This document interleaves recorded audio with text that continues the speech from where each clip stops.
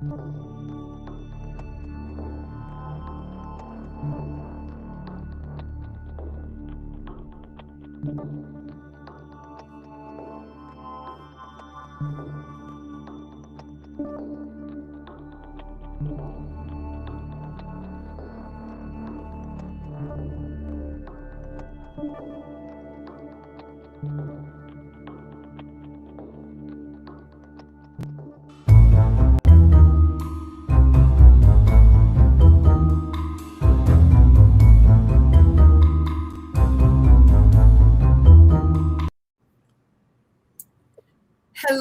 hello, hello. Welcome, welcome, welcome, everyone.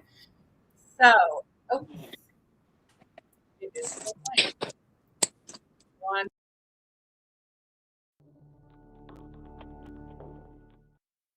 playing. There we go.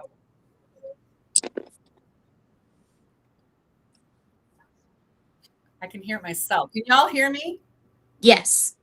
All right. I just want to make sure. It was very strange. It's not like I could hear myself talking and I wasn't talking. That was kind of odd.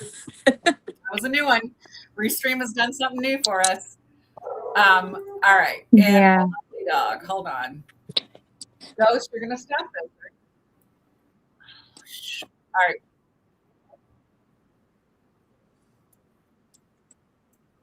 Can you hear yourselves now?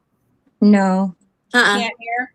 Okay, because I can hear me talking. So 1 second. There we go. All right. We had a little bit of an issue with some of the settings on the background. So I apologize, everyone, but welcome, welcome, welcome. If you are new here, this is Killer Nails and Twisted Tales. I am Miss T, and we do this on the third Sunday of every month. And I am super excited this time because I have two amazing ladies that are going to be joining us. We've got Nurse Katie. She is going to be my partner in crime. She's going to be my co-host. She is going to watch the chat for us because I am not going to have the chat up at all. So please, please, please understand if I don't say hello. It's because I have a lot of notes here I'm looking at. And then we have Dee from DG Nail. She is going to be creating our nails today. If you have not subscribed to either one of these ladies, I would ask, please go subscribe to them right now. If I have any of my mods on the channel, please put the channel in the chat right now. So, we are going to talk about a case today that is based in kind of my stomping ground. So I think I've told y'all before, I am from Illinois. I live right outside Chicago, about an hour northwest of Chicago. So originally this was going to be a different live, but our friend Cola got sick. So we decided at the last minute we were going to switch it up. And I decided since we're switching it up, we were going to do a story from kind of my area. And y'all know I love like the old true crime stories. I love anything that's like turn of the century, that kind of thing. So when I was going through and trying to figure out what I wanted to do today, I decided that we were going to talk about Tillie Klimek. Now, before we get into Tillie, let's just kind of talk about like how it's going to work. I'm going to tell the story, and Katie's going to watch the chat for us, and Dee will be doing the nails. Now, my dog is going to be an asshole right now, so that's a lot of fun. I'll hear the background. Yep. He wants to go outside. That's what he's barking about. Now, mind you, I let him out a half hour ago because I was like, oh, I should let him out before we do our live. And now the asshole wants to go out again. And he's supposed not stop until I let him out. So I would never normally do this, but I need to go let him out. And Katie's going to say hi to everybody for us, and Dee's going to say hi, and I will right back. So sorry. You little shit. All right. Hello, So it everybody. looks like Queen V is here. Hello, Queen V. Hi. We've got Katie Cat Nails in the chat. Thanks for joining. I see Mariki. Hi, Mariki. Thank you for coming today. And Exotica. Hello, little lady. And I see Miss Karina, Dee's glitter sister, is here. Sugar to Clips. Hi, Miss Sugar. Ooh. And it looks like last but not least, I see Miss Shelley. Hi, Miss Shelley.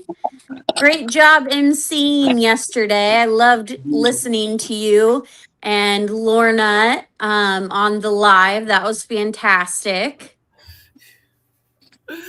I am so sorry, y'all. That was like, he's looking at me like, what? I don't see the problem. And I literally just took him out like a half hour ago. So before we get started, I do have the live up on my phone. So I am going to just say hi to everybody really quickly. Hi, Mariki. Hi, Shelly. Hi, Sugar, Karina, Exotica. Anyone I've missed, please like this live. I'd greatly appreciate that. And share it if you could. But before we get into the story, I do want to just let everyone know we are going to be talking about true crime. So obviously we are talking about murders, most likely if I'm involved. You know me, I love my murders. Poisoning, all of that kind of thing. So just understand viewer discretion may be something you want to worry about if you've got your kids or anything in the room. So just want to let everybody know that. And then do we have any questions, anything we want to ask before we get into things? So hello, Valerie. Hello. Hi, good cat. I hope everyone's doing well. Are we all ready? I think we're good. All right. So before we get started, Dee, do you have a specific nail length you want to do? A nail type? Do you want the chat to choose? What do you want to do? I think I would like the chat to choose the nail shape. Okay. Do you want them to choose it now, or do you want to wait a little bit until we get into the story? I think now so I can be prepared. Okay. Sounds good. All right, chat. What shape nail do we want Dee to do for our story? I will tell you our story takes place in the early 1900s in Chicago in Little Poland. So the neighborhood in Little Poland in Chicago. So what kind of nails do we think we want to do? Do we want to do like some long nails? We want to do a shorter nail? What are we thinking? Miss Sugar says stiletto, of course. No, yes. You know, that is one thing I love. I can always count on that for Sugar. Yep. And I love a good stiletto, so I'm never going to argue about it. Exotica like stiletto, Katie Cat stiletto, Looks like Mariki unanimous stiletto. Oh, It's like we got some unanimous. stilettos going then. All righty. Okay. So while Dee gets her nails ready, I'm going to go ahead and kind of like start our story. Anytime you have a question, throw it in the chat. Katie will stop me if we need to. If there's, and as I'm telling the story, the things I kind of want you to think about are what parts of this story can we turn into a nail design, right? Because again, we're designing two nails. The first nail will be based on kind of just a little bit of a backstory on Tillie, how she got here, all of that. And then the second nail, we'll get into more of the details and the nitty gritty of the story. So while I'm telling you that, think about the things that you're hearing and what can we translate to nails. All right. So our story takes place in the early 1900s in Chicago, like I said. This is a time when the city was booming. Immigration was high. The neighborhoods were packed, which they still are, by the way. And medical knowledge, especially toxicology, was extremely limited. People trusted their neighbors, they trusted their spouses, and they trusted home-cooked meals. Think about that. All right, so who was Tillie Klimek? Before she came to Chicago, before she became Chicago's deadliest grandma, Tillie Klimek was born Ottilia Bruick in 1876. I told y'all I like my old stories. Okay. So if I'm picking most of the time, it's going to be an older story. So let's picture this, right? She is born in a little tiny village in Poland, dirt roads, wooden cottages that look like they're getting ready to fall over, chickens everywhere acting like they own the place, and your neighbors are all up in your business and probably know what's going on with you before you do. Okay. So now Ottilia didn't stay in Poland long, though. She and her family migrated to the US. But before we get into that, let's talk about how people described her. So she was described as being extremely cheerful when she was younger, very polite, deeply domestic, right? So she was all about being doing the stuff with the house, being very domestic. She also had a few claims that she had that made her sort of stand out from other people because she claimed she could predict the future. More specifically, she said she could predict death. So I'm not sure about you, but if any of my neighbors are hanging out and say they can predict death, I'm probably not inviting them over for Thanksgiving. I'm just saying. It's just one of those things. I'm thinking, you probably want to keep that to yourself. Really, it's okay. So, all righty. The journey to America. Now, she was really, really young when she got here. So she was way too young to understand why they were leaving Poland and coming to the US.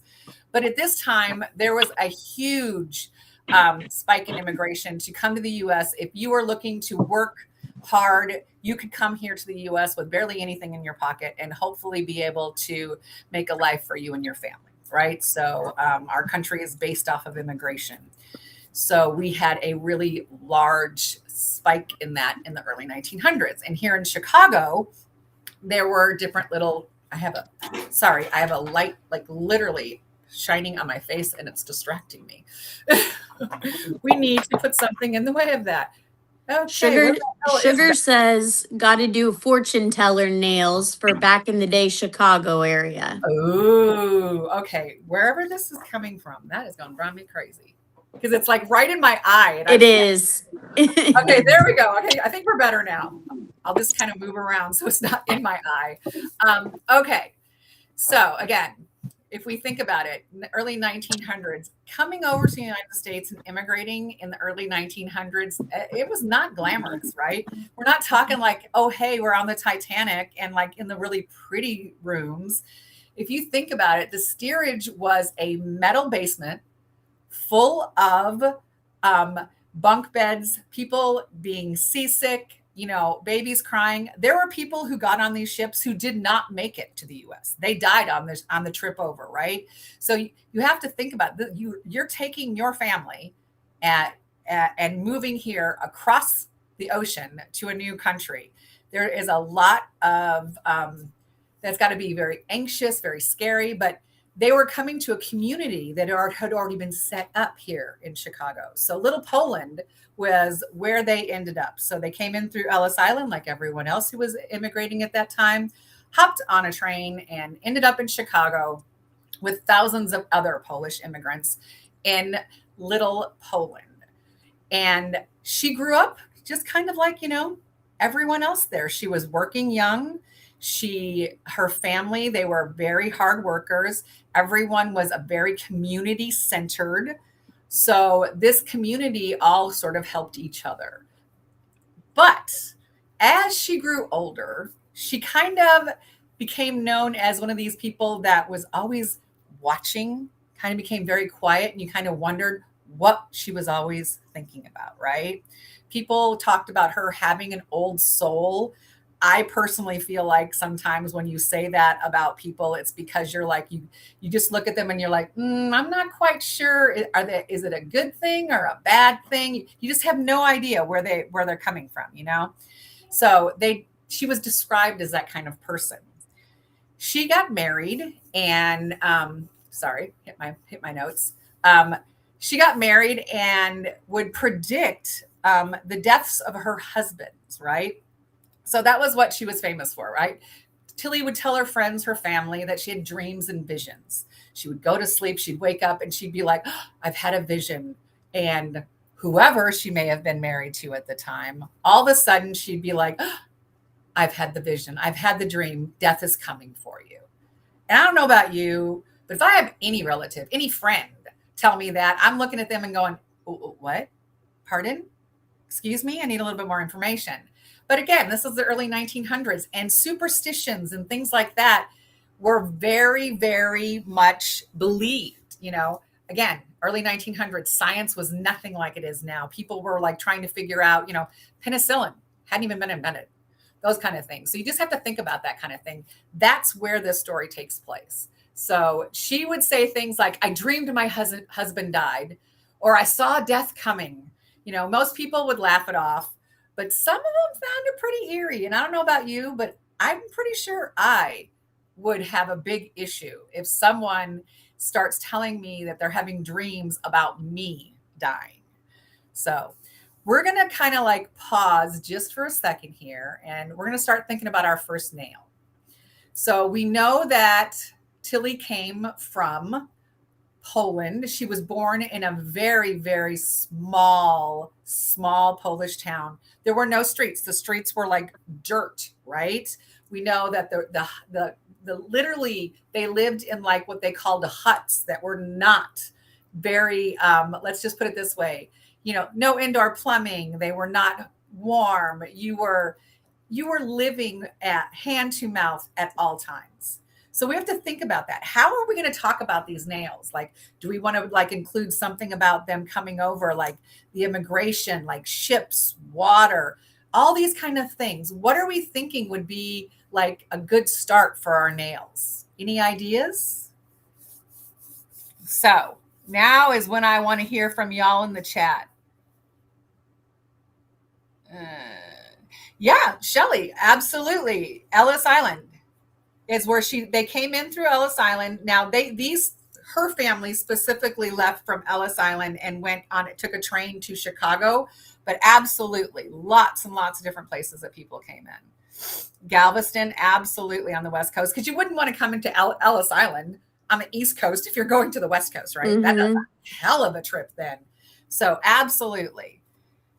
The fortune teller idea. Ooh, that's kind of interesting. I do like that.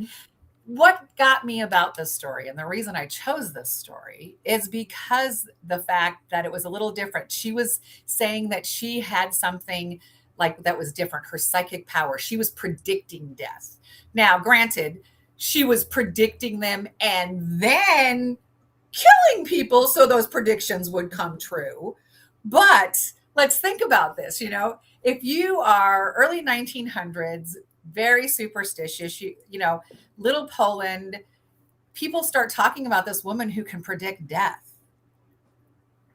Back in the 1900s, people started knowing about Tillie because of that. So she was known in her little neighborhood as being like this woman who like had sight and vision because she could predict death, right? So what are we thinking?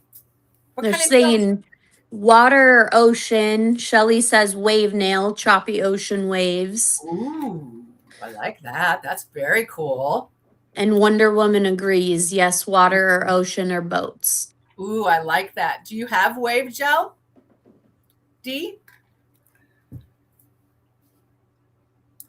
No, I do not have wave gel. I have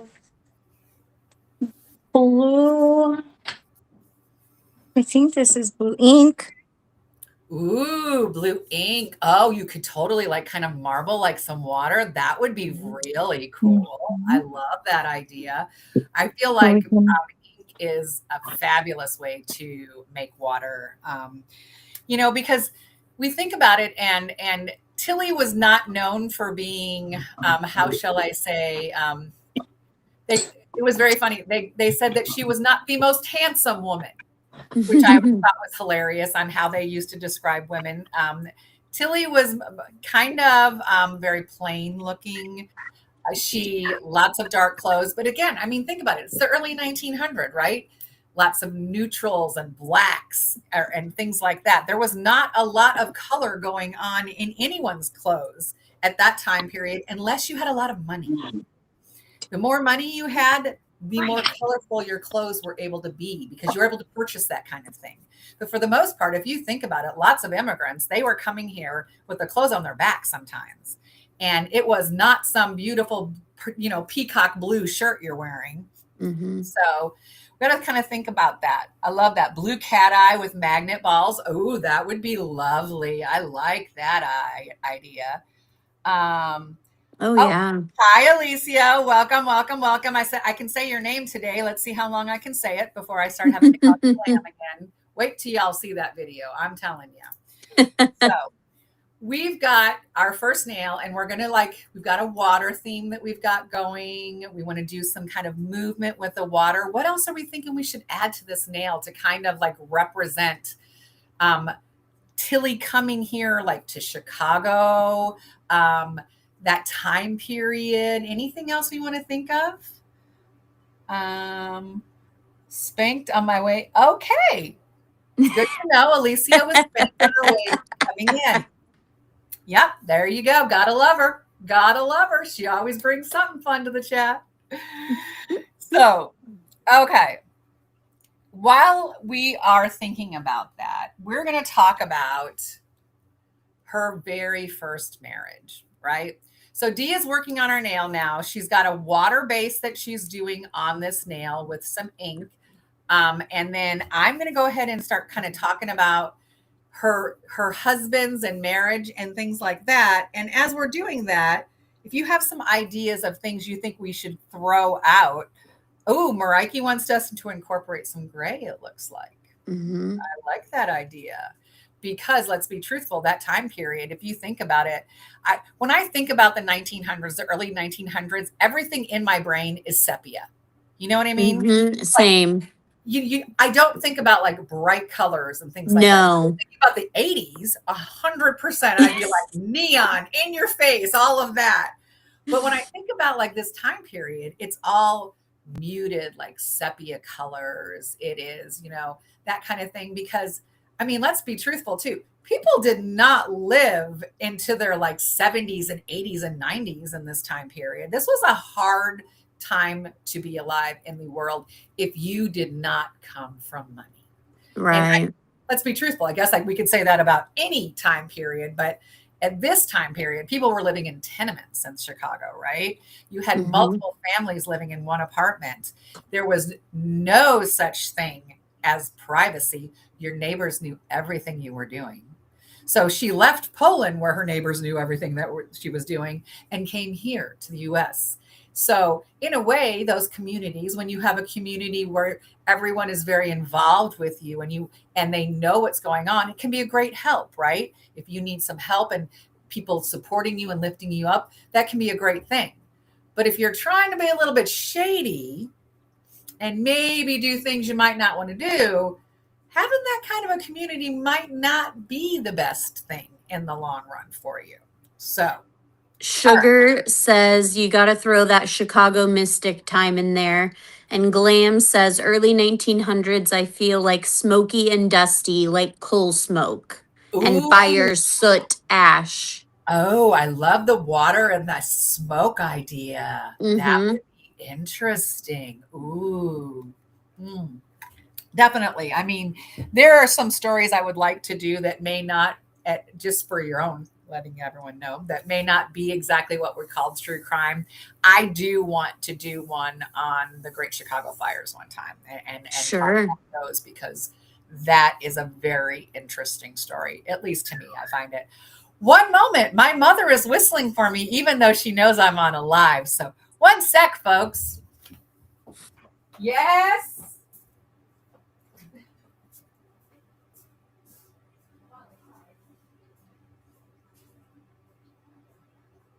I like that, Alicia. I can hear it playing in my head.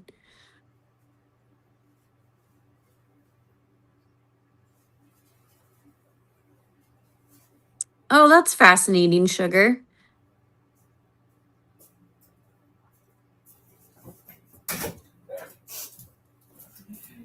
I don't, I can't complain. She was calling to let me know, whistling to let me know she brought me back home a big ass Dunkin'. So you take that back. Right? I'm taking it all back. If I could take those words back, right back into my mouth. I'm like, I'm on a live. She's like, I know. Look what I got you. I was like, ooh, okay. Aww. One sec. and a donut hole. So of course I had to pop a donut hole. There you go. So Sugar says back in the 1900s, there was a lot of mystics and medicine mystics and fortune telling people that shaped a lot of things. And Alicia says, smoke on the water. Absolutely. I love that. Oh, and fire this guy. There you go, girlfriend. I'm telling you. But I mean, Chicago at that time period, there was a lot going on. We had, the World's Fair was in Chicago during that time period. Literally what they call the United States' first true serial killer was in the 1800s in Chicago. Chicago has a very interesting crime history. If anyone ever, yeah, exactly, Mama T for the win on that one. For sure. I will tell you, if you ever do get to Chicago, they do these haunted Chicago tours, and they're usually on Friday and Saturday night. They start at like 8:00 at night. And when you buy your tickets, they tell you to meet them at the corner of wherever. They give you the corner of 2 streets at a specific time, and they pick you up in like a neon purple, like short bus, right? And they take you around to all of these famous places in the city where crimes happened. So, like the St. Valentine's Day Massacre, which, right, if you were in Chicago right now, where that happened has been left an absolute just open lot. There's nothing there. The bar next door is still there, and they have photos of the lot next door where that actually happened. So Chicago has a lot of true crime history. So if anyone's ever looking for a place to go to find some cool stuff and check some cool stuff out, we have some cool shit here in the city. I will tell you that. So while we are waiting, let's see. Miss D has got some gray. It looks like she's got some white going on there. I'm excited to see what's going on. But Nana Ange says, hi, Mama T. Mama Ange says hi. She goes, hi. Oh my God. Y'all couldn't hear her, but she goes, hi, Ann and Ange. She about that. She just thought that was the most hilarious thing when she saw that video. So anyway, let's see. We're going to talk about her first marriage, right? So her first marriage to John Klimek. She married John, and they were married for 19 years. 19 years, y'all, right? So she marries her first husband. They're married for 19 years. And then all of a sudden she starts having these dreams and these predictions. She's like, something's going to happen. John's not looking so well. I've dreamed that he is going to die, right? It's like she would talk about this. And then all of a sudden, probably within a few weeks, whoever she dreamt about would start having these interesting symptoms. So back in the 1900s, early 1900s, let's think about it. You have stomach pain, right? You're like, oh my gosh, I'm vomiting. I've got weakness. I'm pale.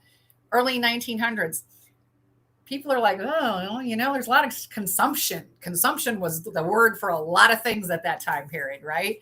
So when she started talking about having these dreams about him, nobody thought anything was strange when a few weeks later he died. So, her first husband dies, and within a few months, she's married to her next husband, right? And you're like, all right, that was quick. But at that time period, let's be truthful. Being a widow in the United States was not something that everyone's like, oh, hey, it's okay.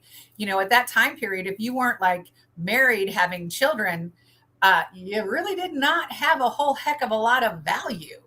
Mm-hmm. So here she is, her husband's died. She's in little Poland, and oh gosh, what do you know? One of their neighbors that they've known for a long, long time. Well, he and Tillie get married just a few months after her first husband dies. And, it's one of those things where she gets married, and then her husbands start getting sick and start having the stomach cramps again, and diarrhea, and throwing up, and a thready pulse, and they look very pale. And people are kind of going, it's so sad. Poor Tillie. What's going on with her that she has all of this happen to her? When it first started happening, people were like, oh gosh, this poor woman. How is this possible that she's had 2 husbands die, right? Well, then Tillie gets involved with another man. She doesn't waste any time. Girlfriend does not waste any time. Yeah, no, there is no cooling off periods for Tillie. It's bam, bam, bam, one to the next. So after her second husband, which she's only married to for a few months. So she gets married a couple months after her first husband dies. She's married for a few months, and then that husband dies. Now, me being the person I am, and I'm sure it's probably because I have a suspicious mind because I'm obsessed with true crime. I'm thinking if my neighbor has 2 husbands die that quickly together, I'm thinking, something's going on. But back in the 1900s, her neighbors were just like, oh, poor Tillie, how can we help you? And she started and had, I'll say dating, but she had a man that she had a relationship with. But instead of marrying her, he dumped her. Well, Tillie did not take that very well. And she invited him over and made him a lovely home-cooked meal so they could talk. And it's so strange because lo and behold, he went home and died.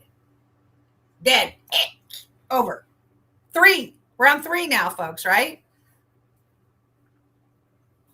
So her first husband, she was married to for 19 years. Think about that. What makes you after 19 years of marriage go, you know what? I think it's time. I think it's time for you to go. Because I feel like if she was somebody who was all about the killing for the thrill of the killing, right? If she was that kind of a person, you're not waiting 19 years after you get married. I'm just thinking like, what was it that triggered her after being married to her husband for 19 years to think, hey, maybe there's something else I can do? So I have to wonder if Tillie did not see somebody maybe in her neighborhood or know someone at that time period who had a spouse that passed away, because come to find out, Tillie's husbands all had life insurance. There it is. Oh my, yes. So I have to think about it, right? So you're married for 19 years. I'm guessing she saw somebody like a spouse pass away and they had a life insurance policy. And at that time, her first husband, when he died, she collected $1,000 life insurance. Now, $1,000, if we were to equate that to today, it roughly translates to 30 grand. Okay. So her first husband dies. She collects 30 grand in today's money, $1,000 back then, which, my God, I mean, think about it. $1,000 back then is like, you've just become rich, basically. So that's from her first husband. She gets married to her second husband 2-3 months later. They say a few months. I'm not sure if it's 2-3 months. He dies, and come to find out, oh my gosh, he had a $2,000 life insurance policy on him. So we find out that the reason Tillie has decided to become what we can say is a serial killer is completely money driven, right? Because you can't tell me that you get married for 19 years and just one day something snaps and you decide to go, oh, you know what? I really get excited about people dying. I don't think that's what happened here. Yeah. I think that when we go through this, part of what is Tillie's makeup is real quick. So we've got the water, the smoke on the water. What other elements? What The else should we add psychic. for our first nail, y'all? Let's think about that. So she's come here. We've got the water. We've got smoke on the water. Do we want to add any? Now, like I said, Tillie was very domestic. So she was known for cooking all the time. She was very good at crocheting and knitting. So she was always doing that kind of thing. She was like to help make money. She did cleaning. She did what they called, what is it? Trying to think the word specifically, but basically she, was a seamstress. She would work on darning socks, that kind of thing. So Tillie did those kind of things to try to make money for herself and her family. So if we think about that, what kind of stuff should we add to our first nail, right? So we've got water and smoke, and we know it's that time period, and it's more of a dark, depressed kind of time. You know what I mean? I'm like I said, these are not nails that we're going to go, oh gosh, they're so colorful. So Sugar says mystic vibe. okay. Mariki says lace because of marriages, which is clever. Oh, I like that. And then Sugar also says add a Chicago element into it also. Okay. And I was gonna say earlier, she said, where did it go? She said how much she connected with this story, which is actually crazy because she normally doesn't. Just dreams, smells, and just knowing things can get crazy as fuck, she says. Seriously, girl. Yes. I make sure that my lives say that they are not for children when I say them. Good. Good to go, girlfriend. So, And okay. Shelley says melancholia, wasting, disease, and consumption were biggies for explaining surprising deaths at that time. Yes, 100%. People would just one day you're going along fine. But I mean, let's think about it. Sanitation was not something that people, did not understand how clean and how, germs and all of that. They had no clue about any of this. When these people were dying, it was considered natural causes. Yeah.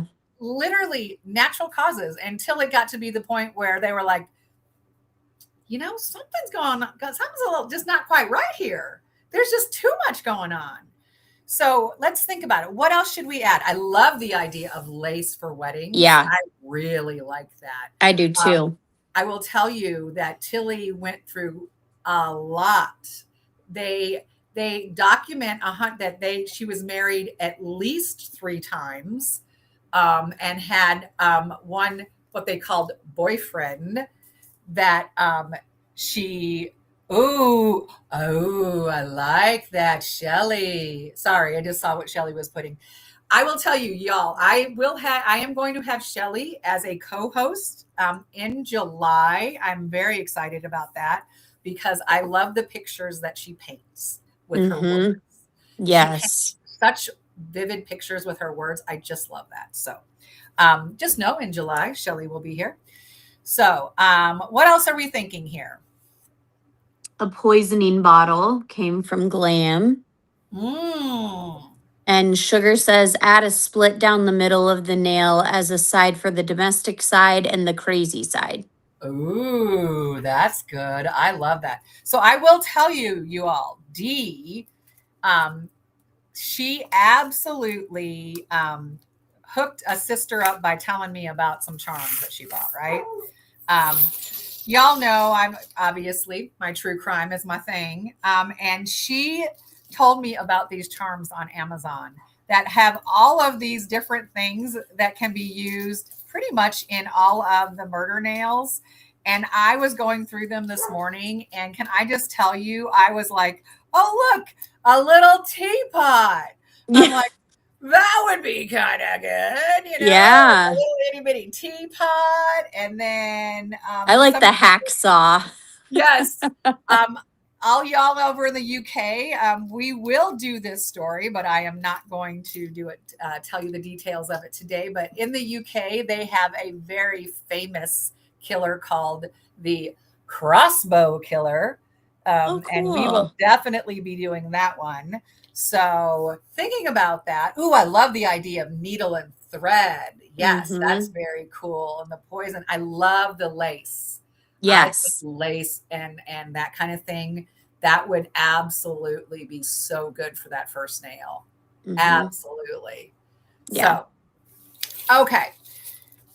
So we're thinking lace. Are you good, Dee? Have I lost Yeah, you? yeah, I'm Oh. just getting the charms. I'll be right back. Oh, okay. Just want to make sure I hadn't lost you. Sorry, 1 sec, y'all. I dropped something on the floor. If I don't pick it up now, I'll forget about it and then I'll lose it. You know how that goes. Okay. Sorry about that. All right. So let's talk about this. We know that her main focus was obviously on the money because once this started working for her, she started then taking out life insurance policies on husbands. So we've had 2 husbands that died, and they both had life insurance policies. She had a boyfriend who died, who, lo and behold, had a life insurance policy. Altogether, she collected almost $100,000 in life insurance, the equivalent of $100,000 in today's money in life insurance, right? So think about that, right? Life insurance is never an unusual thing. Most people, I have life insurance. My mom has life insurance. I'm sure most of y'all have life insurance. So it's not something that people go, oh, okay. But back in the early 1900s, it absolutely was not thought of anything strange. Small policies, let's be truthful, lots of jobs were very dangerous. And if you were someone whose husband passed away and you were taking care of kids at home, now you have to figure out how to take care of your family, right? So life insurance policies like that, not a big deal. People didn't even think about it. Men listed their wives as the beneficiaries all the time. And people dying from, stomach related things at the time was not considered odd. There were so many things that could cause you to become ill. You ate something that was extremely bad because they did not understand about, refrigeration or anything like that, let alone good luck having refrigeration. Let's think about that. Refrigeration at that time period was ice, right? Mm-hmm. Wasn't like you had a refrigerator. There was no indoor plumbing. So you're keeping your food cold using ice. Ice was considered a luxury. There's a lot of times the things that we would go, oh, there ain't no way I'm putting that in our mouth. People ate. And sometimes it made them really sick. So it was not considered strange that, people were just kind of dying for no reason that they could figure out. They thought it was just those natural causes. So real quick, Cola says if you have a charm that is a bag of money, that would be awesome too. Oh, I love that idea. That's a good one too. That's a great one. Yeah. So we know that Tillie was a poisoner. Most women who kill choose poison because it is easier for them. Tillie chose arsenic. So the classic symptoms of arsenic poisoning are upset stomachs, nausea, throwing up, diarrhea, thready pulse. You are weak. You are very pale. Those are all symptoms of arsenic poisoning. And so many other things. So let's think about that, right? Those things that I just said, they could be symptoms of what? The flu, for all you freaking know, right? Mm-hmm. Yeah. So that's why for so long, no one knew what was going on with Tillie. Because I will tell you, Tillie did not just have 4 people that she was known for killing. Tillie killed, they think, upwards of 20 people. Oh, wow. And the majority of those people, I can tell you, are her family members. So she killed 3 husbands, a boyfriend. She killed 3 cousins that came to a wedding. They came to her wedding and then died right afterwards. I'm like, the hell did you say to her at this wedding? It could cause her to you know what? You 3 are out of here. And they were siblings, 3 sibling cousins. She killed all 3 of them. 2 women and so two ladies and a man. They were in their teens and she poisoned them. What the hell could they have said to her? Alicia says that's like the Pepto-Bismol commercial. Right? Exactly. That's why I'm saying it's like, when you think about it, when you start going Yeah. through all the symptoms, the classic symptoms of arsenic poisoning, they can be so many other things. That's Yes, why she was able to get away absolutely. with this for so long. And the lack of testing, Absolutely. afterwards. 100%. Because when these people, let's be honest, you pass away in the early 1900s. I mean, it's not like they're going to go, oh, hey, let's do an autopsy and figure out what happened. Yeah. There was no forensic files then, people. Nothing. You had to have somebody who had some sort of an idea something was going on, because doctors are just going to come in and be like, yep, he's dead. Natural causes. And back then, your husband could die and you could go collect your insurance the same week. Oh, right? wow. So Tillie's knocking him off and going, ha, ha, ha, heading down and getting her money. So when we think about Tillie as a whole, Real quick. Yes. I have a money sign, I have a dollar bill, and I have an old school coin. All right, chat. It's up to you. She's got a dollar sign, a dollar, like an actual $100. $100 bill, and then she has an old school coin that looks like it's more of a vintage coin. What should she add to this nail? It's completely up to y'all, so you need to let us know. While you are thinking about that, Nurse Katie's going to keep track of the chat for us, and I'm just kind of going to talk about more of what Tillie was like, right? So Tillie's next door neighbor had a dog that used to keep Tillie up at night. And one day she decided to come over and was very nice and gave the dog a treat, a nice homemade treat. Well, needless to say, that dog died. So not only now is she poisoning family members, spouses, boyfriends, now she's poisoning her neighbor's damn dog. What the hell kind of person is this, right? We've got a coin. We've got a couple dollar bills and dollar sign. Alicia says dollar sign, it's more obvious. I've got, let's see here, 1, 2, $3 bills and 1 coin. So I feel like 2 the coin coins. is definitely out. I feel like the dollar bill and the money sign are in. Can you fit them both on one nail? Or do you Sure can. Or do you have something that All would right. represent like maybe the poisoning? Now, mind y'all, we still have one more nail to do, and this story is not over, not in the least. So think about that. We are adding a lot to this nail, but we still have more to learn about our friend Tillie. So again, the method of poisoning was arsenic. Arsenic was extremely easy to get in the early 1900s. It was considered rat poison. And we know that obviously there was an issue with rats and all of that at that time period and the diseases that they carried. So you could go down to your local drugstore or pharmacy and get rat poison, arsenic, no problem.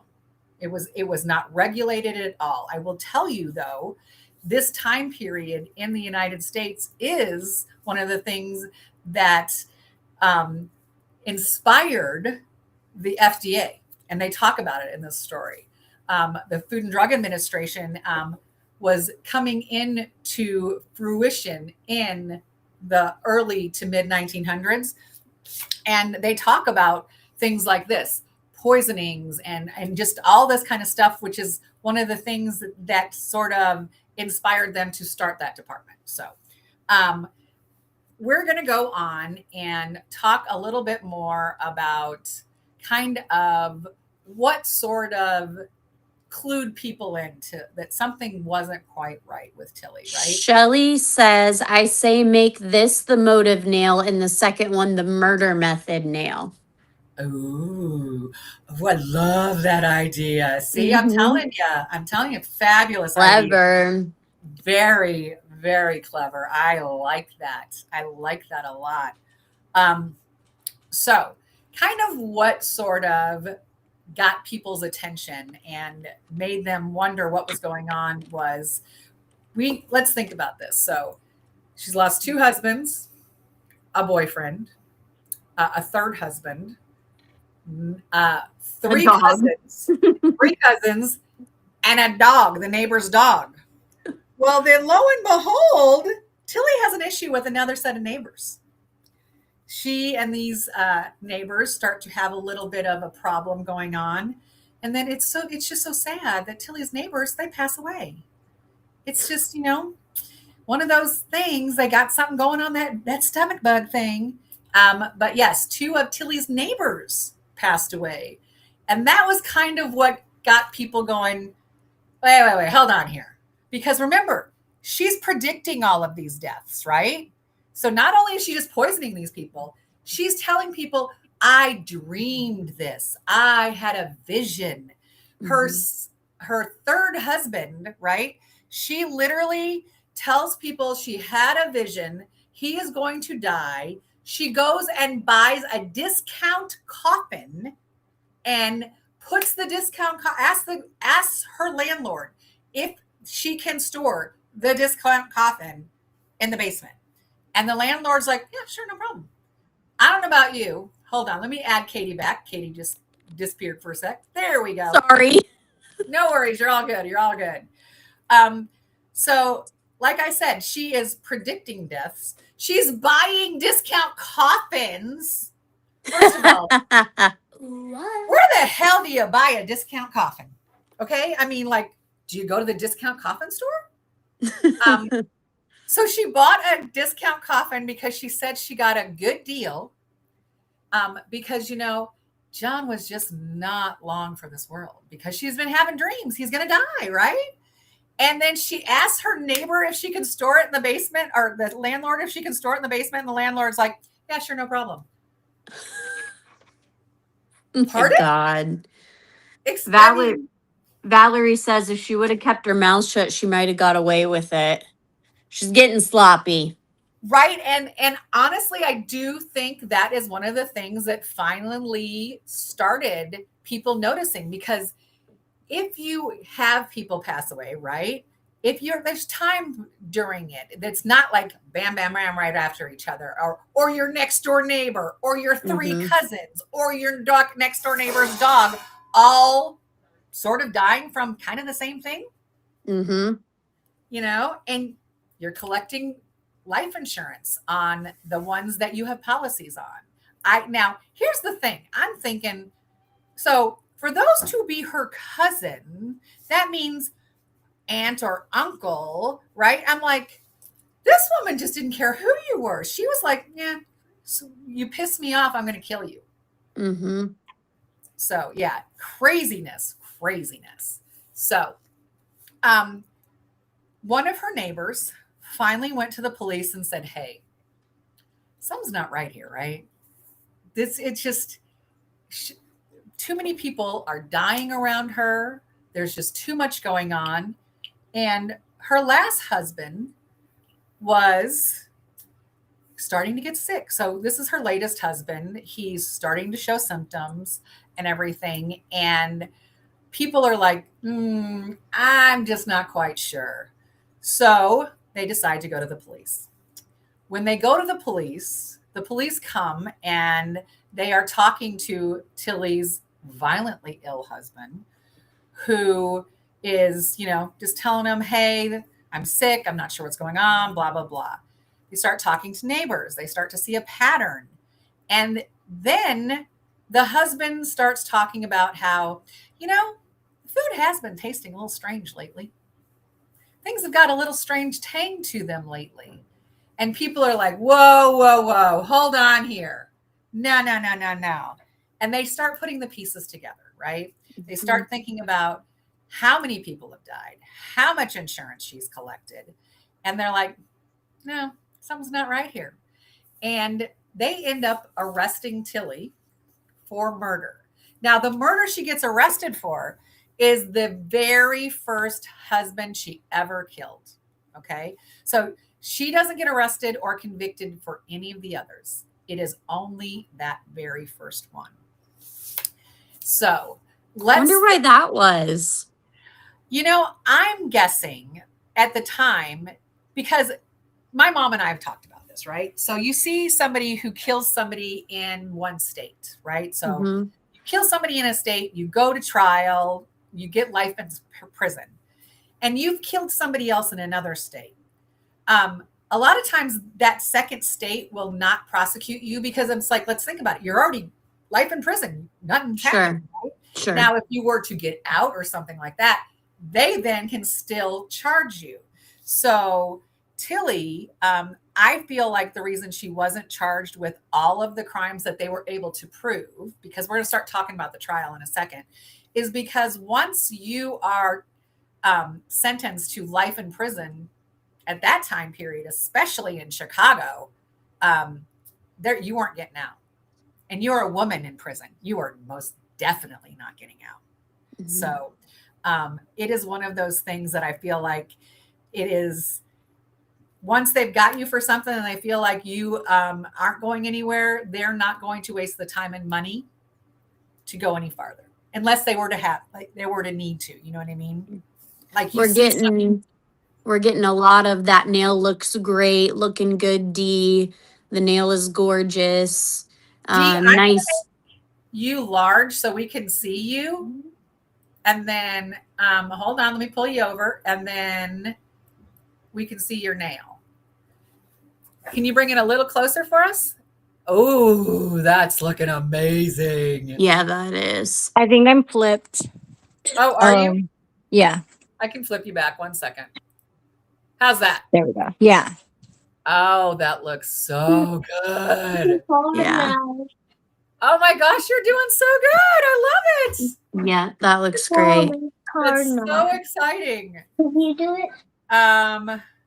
Yes, women sure do love their poison. I mean, let's think about it. If you are going to kill someone, you're a woman, it is a lot easier to poison someone because of the fact it doesn't take like that physical strength that you would need to do it, right? Nobody's going to like, if you're poisoning someone there, you don't have to worry about like trying to use any kind of physical strength or weapons or anything against them. Most of the time they have no idea. They're eating or drinking it. And they're like, thank you. I love it. It's such a tasty meal. Thanks so much. So yeah, poison is the number one method that women use to kill people.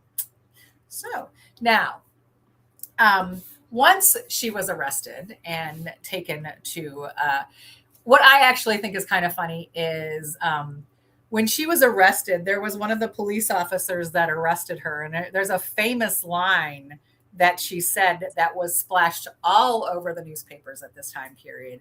This police officer arrested her and she looked at him and she's like, I want to cook for you next. I'm like, no, thanks. That's okay. That's all right. But that was one of the things that made this case so sensational was Tillie when she was on trial, right? So they arrested her and she comes out with that crazy line telling the police, I want to cook for you next. And when she gets arrested, it splashed all over the papers in Chicago. At that time period in Chicago newspapers were obsessed with the splashy crimes, with women killing their spouses. Now, mind you, in Chicago, where the police department is currently, right? The police station in Chicago. When you go on that tour I was telling you about, they take you to where the prison in Chicago was, where these people were kept, and they had their hangman's noose, all of that there, right there in downtown Chicago. Like you could literally go there and watch people, if they were sentenced to death, be hung in the city and then head off to work in the early 1900s in Chicago. So that's the kind of time period we were dealing with.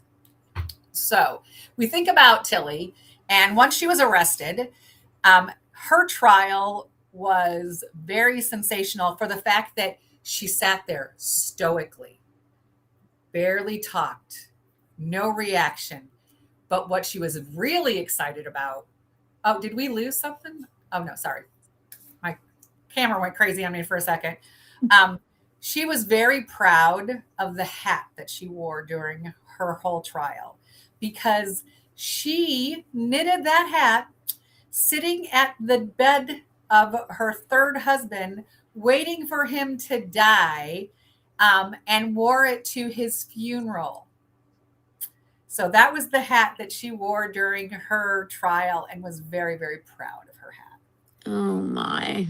I know. Can you imagine? I'm like, oh, hey, let me just sit here and nurse. Now, mind you, remember, these people had no idea when they were first dying. She was nursing her husband, trying to take care of him and poisoning him, sitting next to him, knitting the hat she was going to wear to his funeral. Gotta wonder what kind of person that is that can do that kind of thing, right? So, as we get into talking about her trial, what do we think this second nail? What should the second nail, the base of that nail, be? You know, we know that it's all about poison, right? She is a poisoner. She has poisoned upwards of 20 people and killed them, and the next door neighbor's dog. So, as a base, what are we thinking we should put down for that base for that second nail? Like, what color does that say to you? Like, when I think about poisons and stuff, I always think about, and I'm sure it's because of, the poison apple. I always think of like greens and colors like that, almost like a cat eye, even, you know what I mean? Like a greeny, goldy cat eye. Because when you see like poisons and like, mostly, not like we're talking like documentary type thing, but when you see like stuff like that, like when I was younger and you would see like the cartoons and things, poison to me was always those colors. So I feel like cat eyes can sometimes like have that like look. But what are y'all thinking? Glam said, what color was the knitted hat? Black. It was black, black, black. She wore all black every day, the same exact outfit every day to court. Oh my her trial. goodness. Now, mind you, her trial did not last a whole hell of a long time, and we're going to talk more about the trial. But yes, she wore black, same outfit every single day. The hat was a hat and it's very interesting because when you look at the pictures, because there are pictures, if you'd like to go see what Tillie looks like, there are photos of her in her hat at the trial. It doesn't look like something you would say would be crocheted, right? It is very much, it has a lot of structure to it, a black bill, kind of tall. It's very interesting. Excuse me. But yes, it was the same thing every day. Same outfit, same hat, sat there stoically, no emotion, no explanation, just sat there quietly while this was all going on. Valerie says green or purple. Ooh, I like that. Green and purple. Do you have a cat eye that might do a purple to a green? Oh, that's a good idea. Cool. Yeah. So, Tillie's been arrested. The trial is going on. It's very sensational. And they decide that they are going to exhume the bodies, of the 3 husbands that died and that she collected life insurance for, right? So they exhume their bodies and start to test for arsenic. Now, they did have a test for arsenic at that time, but again, remember, the symptoms of arsenic can be so many other symptoms, right? We've talked about that before. So unless a doctor had a reason to test for arsenic, they're not going to. We did not have, like I said, forensic files was not a thing then. People were not like, we didn't have pathologists who were like, oh, hey, this person's had 5 people die. There's something going on. So there needed to be a serious reason for doctors to try, or to test for things. But like I said, they had a test for arsenic back in the early 1900s, and they exhumed the 3 bodies of her husbands that had died. And all 3 bodies, not only did they show arsenic in their bones, but also in their the cells of their body, everything like that. But the first husband had so much arsenic, like I said, it was actually in his bones. So wow. I'm guessing she was poisoning him for a while, because they talk about with arsenic poisoning, it can be the kind of thing where you build it up. So it's a little bit here, and it starts to build up in your system, right? And then it gets to a point where it becomes fatal. So he had so much arsenic in his system when he died, and he had been dead for years when they Miss exhumed his T, body. Alicia says there should be a wide black horizontal stripe in the middle of the nail to match the wide ribbon on her hat. She says, so do the cat eye on the bottom and the black stripe on top. Ooh, I love that idea. Mhm. These Mariki ideas, y'all are says coming up some with great ones. Mariki says some bars to represent jail. Ooh, I like So that that too. would kind of match with like a black. Absolutely. Mhm. 100%. I love that. And that green that you're using, D, ooh, that is fierce. Yeah, That it is. is fierce. Ooh. Okay. So they exhume all three of the bodies. Her first husband has so much arsenic, like I said, that it is in his bones. Now, at that time period, uh, we were not as careful about the things that we would dispose of here, right? So there were times that there were areas in the city of Chicago that there was arsenic actually in the groundwater and in the earth, right? Mm-hmm. So to verify that these people were actually poisoned by arsenic, they tested the ground around each one of their graves, and not a drop of arsenic was in it. So they were able to determine that the arsenic in their systems was because they were poisoned. So that is how they figured out what was going on and to the extent it was going on, right? Mm-hmm. Because again, like I said, she was only convicted of killing her first husband, even though we know she killed upwards of 20 people. Or at least let's put it this way, she's suspected of, because, I mean, her neighbors, it's not like they exhumed the bodies of her neighbors, but the dog died, her cousins, all of that. So you have to think about it, because this is the early 1900s. And people were just, until it got to be a large enough number, nobody had any clue what was going on. They just thought, oh, Mm-hmm. poor Tillie, things go on. But oh my gosh, Aww. Tillie is like this person who has these cognitive like things where she's able to like have dreams and stuff. She knows what's going on. She can predict death. So, you have to think about that kind of thing. This is like the time period when people where suspicions and superstitions, people absolutely believed as the law verbatim. What's the word I'm looking for? I don't know. It just went out of my head. Shocking. I am speechless. Like, come on, we know that. Nana Ange just gifted you some money. Oh, thank you, Ange. Oh, thank you, sweetie. I so appreciate it. You are such a sweetheart. Thank you, thank you, thank you. I was telling Stacy, y'all, I have a goal for my live, right? I love that Ange tells y'all that she has her goals for her lives and she wants her likes. My goal for this I literally would love to have like 20 likes before the live is over. And I think we're sitting close to it. So that was my big goal for this, was to have at least 20 likes before it was done. So thank you, everyone. And Ange, you are amazing. Love you, sweetie. But so let's get back to our story. Tillie is on trial. They have exhumed all three of her husbands. They are loaded with arsenic. And Tillie is still just sitting there, not saying much. They ask her why. She won't say what's going on. She just sits there. And if you're not going to put a defense on, we know what happens, right? She was convicted. She was sentenced to life in prison, which at that time period, I find interesting. And I'll tell you why. Because in the early 1900s in Chicago, if you were convicted of murder, most of the time they just hung your ass. They didn't say life in prison and, oh, hey, and we're going to, basically take care of you until you die. They hung people, and they hung them really quickly. So I thought that was kind of interesting that she was convicted of life murder, but it was life in prison, and she wasn't convicted or wasn't sentenced to death. I thought that was very interesting because Chicago, they hung a shit ton of people during that time period. Like I said, you could literally go and watch people be hung and then head off to work at that time period. Do you think it's because she was a woman? No, because I will tell you, we're going to talk about how this story ties into something else. That was one of the things that was very sensationalized. There were quite a few women in the early 1900s in Chicago who were convicted and hung. So that's why I'm like, I have to wonder what it was so different about this. I don't know. Yeah. Something, but that, yeah, they decided that life in prison was what she was going to get instead of the death penalty.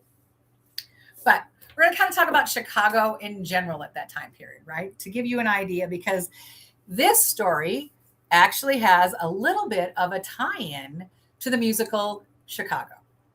So if we think about the musical Chicago, right? What is that about?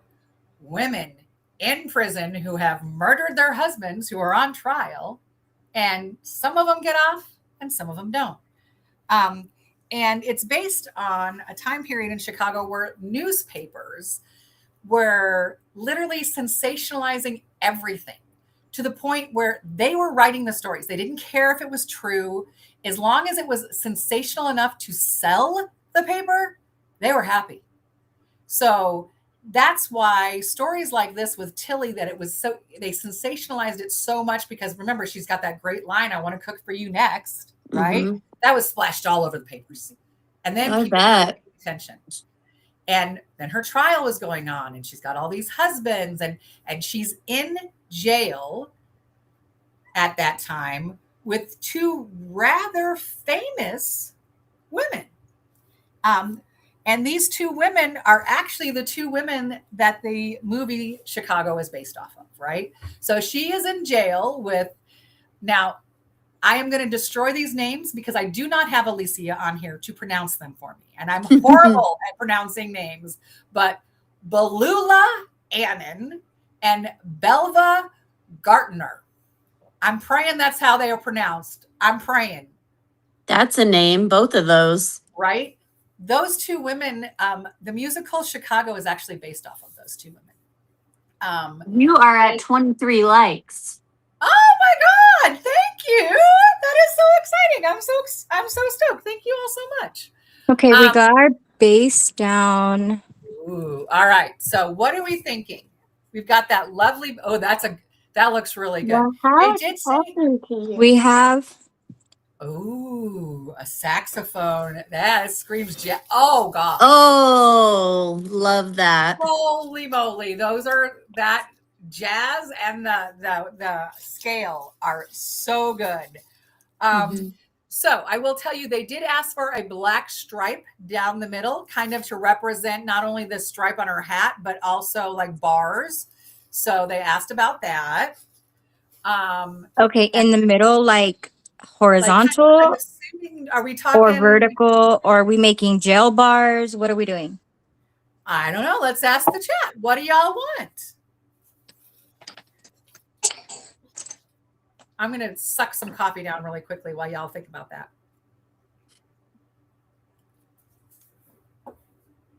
What kind of stripes do we want? Do we want one stripe, like vertically straight, vertically, horizontally, vertical, Teresa. One stripe vertically down the middle? Do we want a couple of horizontal lines? What are we talking here? I know. I was like, wait, which direction is which again? What are we thinking, y'all? Shelley says, make the black stripe the ribbon of her hat wrapped around the charms. Ooh, interesting. And Mariki says horizontal. Okay, so we've got one that's kind of a ribbony pattern, a horizontal line type thing. So we've got two. So we need someone to break a tie for us, y'all. What should we do? While y'all are thinking about that, Katie's going to keep an eye on the chat. But I'm going to talk about Chicago at that time period, right? So, again, I told you she was in jail with Belula. That name, I'm telling you, and Belva. Belula and Belva. I'm very glad I was not born at that time period, because I feel like Teresa is a really boring name. It's fine. It's no Belula or Belva, though. And I would not want one of those. That's just so y'all know. We've got another horizontal. Okay, so it sounds like we're doing horizontal. All right, so let's talk about it. Belula and Belva were, again, like I said, the two main characters that the movie Chicago was based off of. So let's think about that movie Chicago, right? The reporters in that, and obviously it's a musical, it's dramatized. But if you were to go back and look at that time period in Chicago, we can honestly say when we talk about fake news, it was that, because it was whatever they could sell the papers with, whatever sensational thing they could come up with. And so they turned these women into famous, like almost celebrities, for being in prison and killing someone, right? Because they would write these sensational stories about them, especially the women. You know, if you killed a husband or a lover or something like that, and it was a very flashy, splashy type thing, I mean, it was all over the paper, and you became famous. Everyone knew who you were. They knew your name, all of that. But what they knew was what the papers were telling them. So it didn't matter if you were guilty or not. Whatever those newspapers, for the most part, were going to write was kind of the story that was told to the world. So that's why when I think about the movie Chicago and this time period in Chicago's history, to me, it is always kind of like, I think about it, and I think about it as being like, excuse me, very chaotic, because people are rushing around to try to like get their story first. And it is whoever's story is the most outrageous and most outlandish, and those papers can be sold. So I feel like it's like all of that stuff is just, it's like crazy chaos during that time period when I think about that. I need to get a throat lozenge. One moment. Sally says, is it Beulah? Oh, is that how Eula? Is that how you pronounce Beulah. it? Yeah, Beulah. Beulah. Ugh. See, I told you. I am not. That's why I usually like stuff like this. I'm like, Alicia's great at that. She could pronounce all Yes, kinds she of words. is. She's so And good at then that. Shelly also says, do a horizontal black ribbon, but make it a thin horizontal on top and bottom to, or connected with vertical lines between like prison bars. Mm. So let's see what you've got so far, Dee. It's looking Yeah. amazing. Love those charms. Oh, the terms are so good. Ooh, Oh, okay. I like that line. Yes, I do. It's very nice. So, again, so the tie-in of Tillie's story is because she was in jail at the same time period. Now, mind you, if you think about Chicago, it again, based off a true story, those two women were acquitted. They were not found guilty. But what was interesting, I thought, is that they would come to visit Tillie in prison. They talk about it becoming almost a social thing. Like people would like, oh, hey, we're going to go visit Tillie today. So these two women visited her more than once. So that time period I thought was so interesting, because here's this person who has talked about how she has visions and she predicts these deaths. Well, yeah, not only is she predicting them, she's causing them, but then she's also got this little dotted line to these two women who this musical was, made about during this time period. Mhm. And I just thought that was so interesting when I found that out, that she knew them and spent time with them. And so, like I said, they were acquitted. She obviously was not. And Tillie went on to live the rest of her life in prison. She died in, I think it's 1936. She never got out, and she never once ever said why she did it, right? We can all infer that she did it for the money. I mean, come on. Mm-hmm. You're getting life insurance policies on people. It's for the money. So when I think about that first nail is so perfect for that. Like the dollar sign and the $100 bill, it's just, that is D. like, yes. Alicia says the ribbon should be wider. It was like 3 inches, so it should be It wider. was. Okay. Fabulous. Your wish I is my really command. like that. I really like that. It's looking really good. You're doing such a good job, Dee. I'm so proud of you. Thank you. You're very welcome. So, again, like I said, this is a time period where women were sensationalized for killing husbands and or spouses. You have to wonder, though, some of the stories behind them. Obviously, we know Tillie at some point after 19 years decided it would be much easier to poison people than to stay with her first husband. So I just felt like that first nail was really good. What do we think we should add besides the black stripe on this second nail? I absolutely love the fact that you put the saxophone in there for jazz. That is so perfect. That's the absolute perfect time period. What are we thinking, folks? The toxic green background came out amazing. Yeah, seriously, it's so good. So good. So with this story about Tillie, like I said, we come to find out when we put it all together, like there were 20 people that she is alleged to have killed, and a dog. 20 people and a dog. I just find that poor pup, right? You know, Right. That's what I was just thinking. Poor dog. I mean, think about that. Like, my dog's an asshole. I'll be honest. Y'all have heard my dog more than once on lives. You probably heard him when I've recorded videos, because sometimes he'll bark at like the right point where I'm talking about something, and I'm like, crap, I can't edit that section out because I need to be specific about what I'm talking about. And you're hearing my damn dog bark in the background. So, you know, Ghost is lucky that none of my neighbors are Tillie. Let's just put it that way. So, right? I mean, come on. I swear. But I also think like this time period, not only were, now granted, I 100% feel that Tillie deserved to be in jail for the rest of her life, all of that. But at this time period, I do feel like there were probably a lot of women that, for whatever reason, you know, we think about our last story we did, right? There was so much physical and emotional abuse in that once it got to the point where she snapped and killed someone, you kind of understood it. Right. With Tillie, it was all about money. But I do feel like there are a lot of stories that we can talk about and think about that, depending on the perspective and the lens that you have, there's a lot of different opinions on it. This, though, no. Everybody is much agreed that when you have this many people around you and you're predicting deaths and then these people die, that Tillie did it.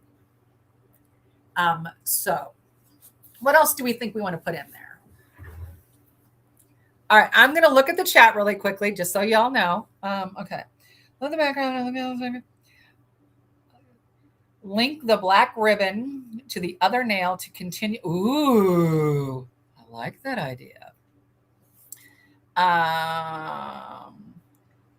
Wait, I missed I get it. I'm 14 years and think about murder every Oh my God. I'm sorry, but that was funny as hell. And I love Angie's response. Try 30. I know. But, you know, I mean, think about it, though. When at that time period, right? It's not like you went to the store and bought like all this pre-made food. So if people brought food to your house or things like that, you didn't think twice. Nobody thinks you're going to, like, you know, poison them. So I understand how she was able to get away with it, especially with all the superstitions that people believed and things like that. But yeah, the dog one, when I read about the dog thing, I was like, are you fucking kidding me? Because I don't know about you, but I'm one of these people. And I know I'm going off topic a little bit because I kind of went through the story a little faster than I was originally going to. But I will watch a movie and I'm all good with all the murder and mayhem, but you hurt an animal and that shit's getting turned off. Yep. You know, Can't do I that. can't do it Cannot either. I know. that. I I bet bet you you he snored. That's awesome. Oh my god, that is so funny. I love that. I love that. I bet you he snored. Oh my god, y'all are so good. I One of the things I think that makes this kind of thing so fun is, Sarah says left the seat up. hey, we could probably come up with a pretty decent list as to reasons why that people would go, up, yep, I get it. I get it. I'm telling you. You know, I think that is so funny. But I think, the reason I liked, first of all, we know the reason I like to do women killers is because you can turn on the TV any day of the week and find some woman who has been the victim of violence. So I choose not to do those kind of stories for the most part. We will sprinkle in some other stories. So Mhm. we've got some interesting ones. And if it's a wild, crazy story, um, we most definitely can sprinkle that kind of thing in. But yeah, I feel like this is the kind of thing. What makes it fun is seeing all the interesting ideas that people come up with, right? Because I can throw ideas out there as to what I think a nail should look like. You can, Katie, right? But it's Mhm. like, what's fun about this is having the chat throw those ideas and then having Dee interpret them. And oh my Yes. God, that is so good. Yeah. Oh, Yeah. Dee, so, so good. Girl, when we're done, you have to make sure to send me pictures so that I can make sure Thank that the you. pictures are with it. Yes. Put him in Discord. A I hundred will. percent. 100%. Um, but like I said, I feel like that's what makes this kind of thing fun. These kind of lives fun are talking about this and seeing everyone's ideas and taking them and coming up with something that I would have never thought of, Mm-hmm. and I feel like that is what nail art for me is kind of pushing those boundaries, learning something new, not doing the same thing that everybody else is doing. I'm sure y'all have seen my stuff. I go, depending on what mood I'm in, my nails are all over the place. And I think that's what kind of makes it fun. Our community is really great for that. Mm-hmm. And this kind of thing is us coming together and having a good time and coming up with a design that none of us would have been able to come up by ourselves. Right. They would I have all feel been like, different. And yeah. yes, that's the whole community part of it, is us coming together and doing this together once a month and learning about things we might not have known about. Because I'll be honest, before Cola told me on Friday that she was not going to be able to do the live, I hadn't heard of Tillie. I'd never heard of her, right? So I absolutely love learning new things and about new people that I didn't know about. But I thought this story was so fascinating because of the fact that here we have a Polish immigrant who comes here to the US, grows up, gets married, for 19 years, and then all of a sudden starts having these dreams and predicting deaths, and they start happening. And people at first are like, okay, yeah, no problem. She's just, she's psychic, psychic, whatever. But you know what I mean? It's one of those things where you just go, it's such an interesting story to me. So one of the things would like to ask of the chat is, first of all, if you would like to join me ever, if you would like to be a co-host like Katie, or if you want to design like Dee, I have a schedule and I absolutely would love to add you to the schedule. We do it the third Sunday of the month, and we've got some really, really interesting ones coming up. I have a few that I haven't actually put on the schedule. It still says TBD, but I know who they are going to be because they are going to be fucking crazy and wild. So I would encourage you all to please stop by the third Sunday of the month and hang out and talk about killers with me. Yay! So, all right. Okay, real quick Yes. for this nail, I wanted to frame it in black as a kind of like a Ooh. depiction of her being like blocked in. Yeah. I Yeah. love I know you it. guys said the jail bars and stuff like that, but I just don't think that jail bars would look I Right. love it. right? I So do I feel too. like encasing it in the black works. That ribbon works absolutely because she was so proud of that hat. I'm Yeah. not kidding when I say she was proud of it. Like she talked about it and it was like she wore it to the funeral and was extremely proud. They talk about her at the funeral of her husband preening with the hat because she loved Mm-hmm. her hat so much. So I feel like that ribbon was an absolute perfect tie-in. 100% perfect tie-in. So it was an absolute great idea.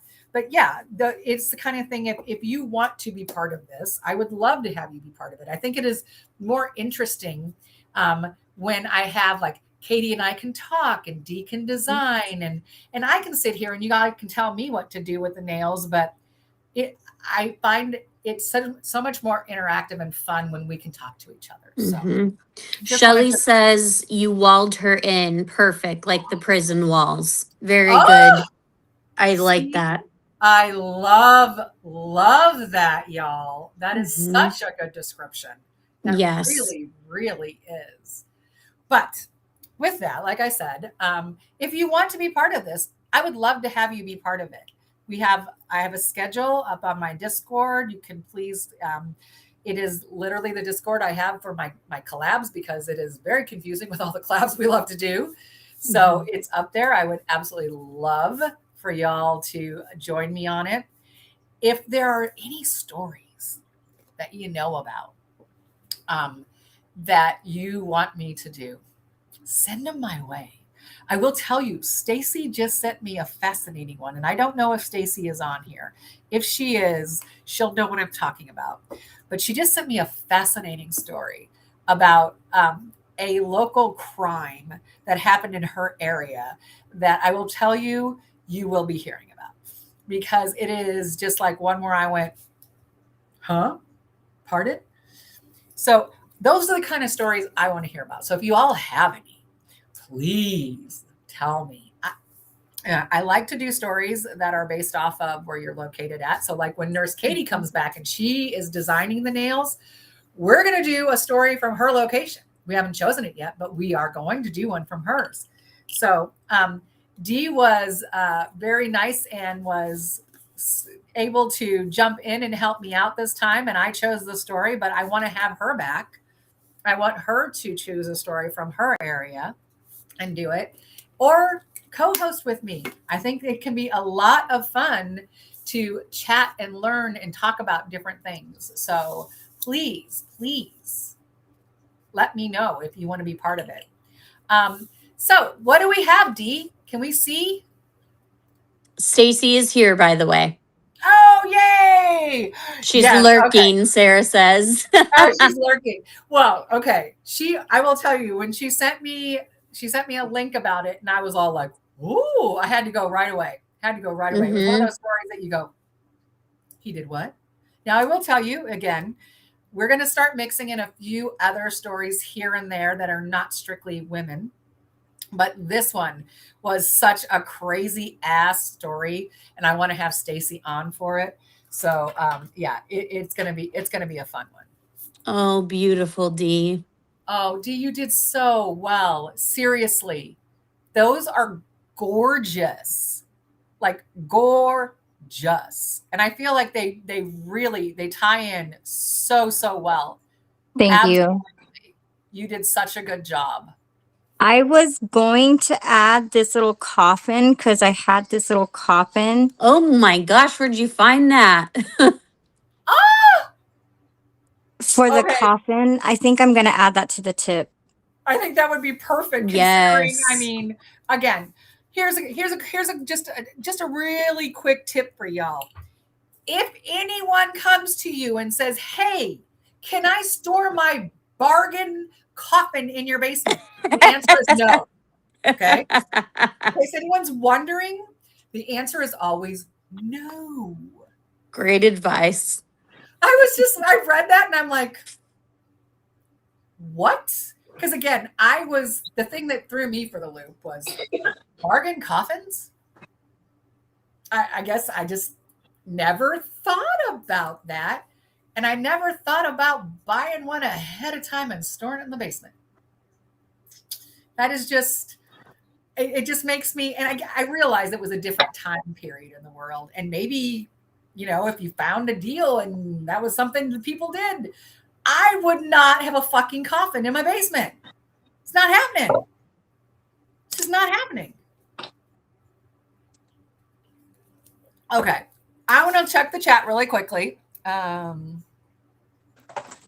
I will tell you, Stacy did get a haircut today, y'all. And she, bleached it. I am sending her. Stace, can I show them what I'm sending you? Or is it a surprise as to what color it is? Let's see what she says. All right, we're going to wait and see if she says okay. And as I do that, I just want to make sure that if there were anything I missed that I thought was quite interesting, because I kind of just sort of flew from the seat of my pants on some of this today, y'all.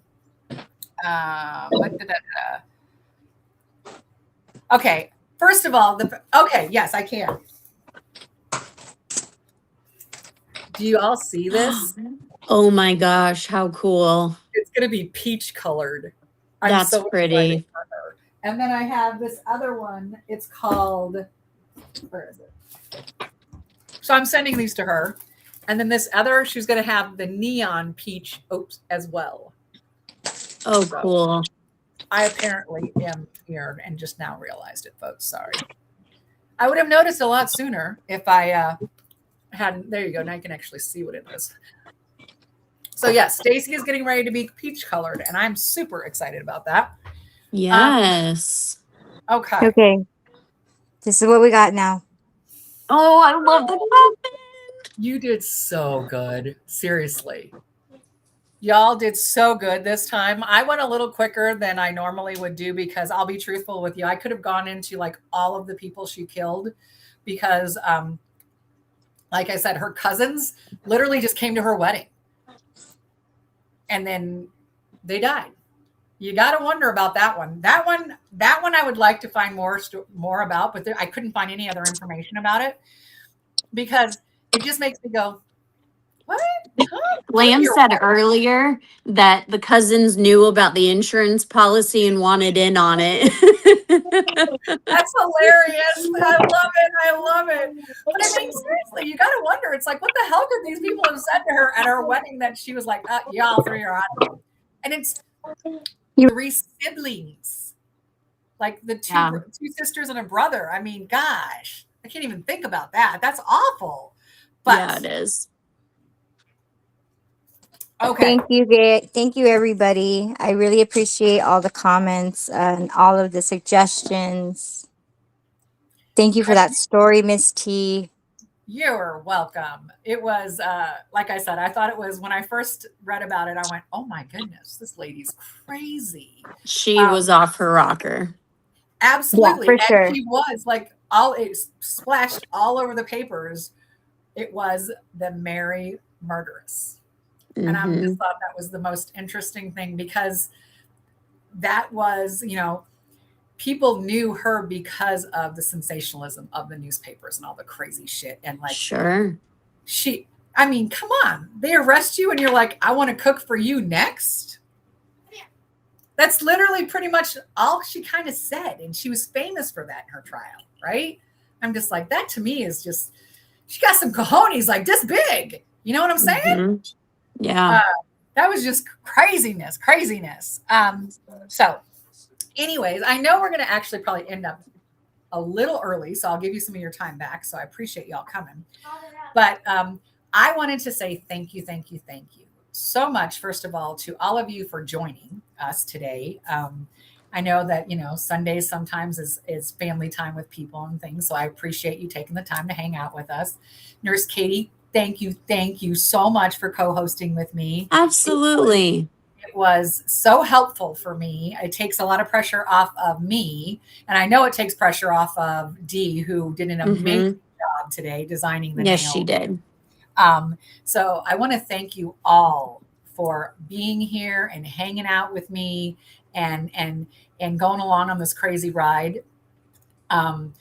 Killer Nails and Twisted Nails has definitely evolved, and it's because of all of the amazing suggestions y'all have had, and just how much you have like just supported me in this and absolutely loved the stories that I'm telling. So I really, really appreciate that so much, everyone.